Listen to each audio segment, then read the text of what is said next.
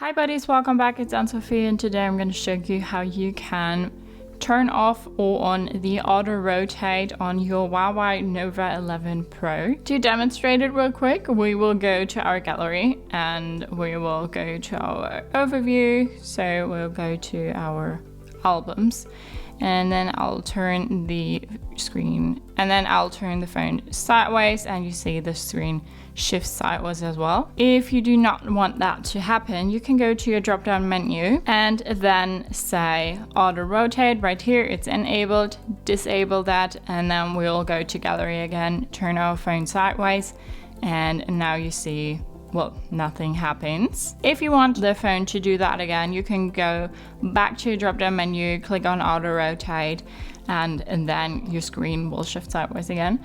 This is useful for like YouTube videos, Netflix, if you have stuff like that on your phone, or like games and stuff. So where you just want a full screen vision. So that's how you can turn on and off the auto rotate on your Huawei Nova 11 Pro. Hope you liked it, hope it helped. If so, thumbs up, share and subscribe, and I hope to see you next time. Bye.